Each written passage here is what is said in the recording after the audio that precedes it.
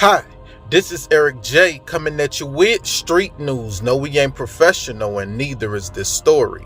23-year-old Tiffany have been arrested and charged with murder after she killed her 3-year-old son and buried him in a sandbox at a playground. So look, according to the reports, on Friday, a woman who doesn't want to be identified said, "I was walking by the playground and I seen black tennis shoes sticking out of the sandbox. As I walked closer to investigate, I could tell it was a child and I immediately called 911. After the police arrived on the scene, they said after removing the child from the sandbox, he was disfigured. The heat from the sand made him unrecognizable. After releasing an image of the child to the media, family members of the boy contacted authorities saying he matched the description of their relative and his mother name is Tiffany. Soon after receiving this information, Tiffany was arrested and questioned about what happened to her son, and she said, "I killed him because I didn't want him to grow up with no one caring about him. I didn't want him to grow up the same way that I did. Nobody cared about me, and I didn't want him to go through that.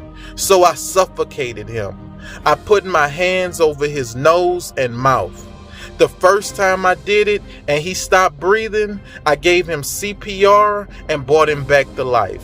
Then I had second thoughts and I did it again, but this time I didn't stop until he was dead. After that, I buried him in the sandbox at the playground and I walked away." A mother accused of suffocating her son, reviving him, then suffocating him again. And today, Tiffany Toribio will make a request in court that could change the scope of her trial. Christina Rada is live in our newsroom with this morning's top story. Christina, good morning. Good morning, Antoinette. Tiffany Toribio's defense team is asking that her trial be moved out of Bernalillo County. Her defense is also expected to request several other motions during today's hearing. Tiffany Toribio confessed to suffocating her son Tyrus. Police say she told them that she revived him, then suffocated him again. The 3-year-old's body was found buried in the sand at Alvarado Park. When asked for motive, Toribio told police she didn't want her son to grow up like her without anyone caring for him. Listen, killing your child because you don't want them to grow up like you did, that's not an excuse. If you felt like that, then why even have a child? Why bring a child home from the hospital if you know you don't want to raise the child because you had a messed up childhood? Why not just tell the doctors in the middle of your pregnancy how you feel? Let them know, look, doctor, I'm still dealing with things from when I was a child. And I'm afraid that if I take my child home, I'm going to hurt him or I'm going to hurt myself. Don't worry about people judging you because they gonna judge you regardless. They gonna judge you for giving your child away, and they gonna judge you if you hurt your child. Either way, it's a lose-lose for you. But at least if you give your child away, you don't have to worry about spending the rest of your life in the penitentiary. At least you wouldn't have to deal with the nightmares of seeing your 3-year-old son that you buried in the sandbox at the playground.